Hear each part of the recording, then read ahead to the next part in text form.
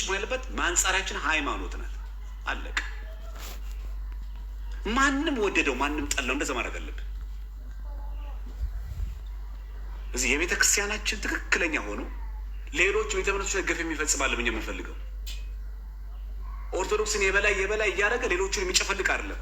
ፍትህን የሚያውቅ ቤተክርስቲያን የሚገባትን የማይከለክላት ስትል እንኳን ወይዬ ምን ጎደለሽ ምን ጠፋ የሚላት። ስለዚህ የኛ ምንጭ መሆን ያለበች ቤተክርስቲያን ናት። ምክንያቱም የፈለገ ሰላማዊ መንግስት ቢኖርህ የፈለገ በሰላም ወጥተህ ብትገባ ማስቀደስ ካልቻልክ አበነፍስ ከሌለ ስጋው ደግሞ ካልተቀበልክ አትጸድቅም። አለቀ። ሀገሩ እኮ ሰላም ነው በማለት አይጸድቅም። ምንጭህ ቤተክርስቲያን የወዳጅነት ምንጭ። ሰውም ስንወድም እንደዛ ሌሎች ቤተ እምነቶች እኮ ያሉ ሰዎች አሉ፣ ፕሮቴስታንት ሙስሊም ሆኑ፣ ግን ለኦርቶዶክስ ጥላቻ የሌላቸው ሰዎች እኮ አሉ። በጣም የዋህ ሰዎች እኮ አሉ።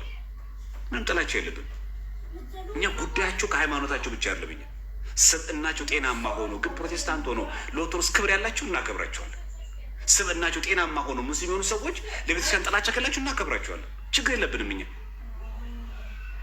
የቤተ ክርስቲያን ጠላት ግን የኛ ጠላት ነው። አለቀ። ምንም ይሁን ማለት ነው። ጳጳስም ይሁን አስኬማም ያድርግ ቄስም ያድርግ ዲያቆንም ይሁን ቲክቶክ ላይም ይሁን ፌመስም ይሁን አክቲቪስትም ይሁን ካታሊስትም ይሁን አይመለከትም። አርቲስትም ይሁን እኛን አይመለከትም።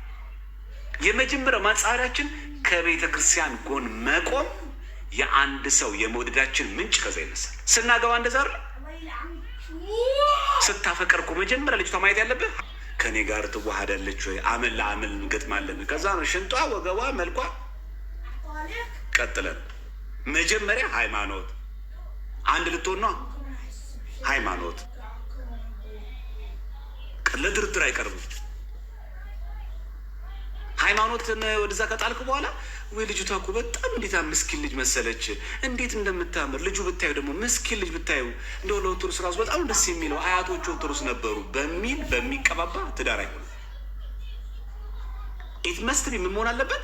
ኦርቶዶክሳዊ ሆን ልክክ ማለት አለበት። ስለዚህ ስናገር ምናይ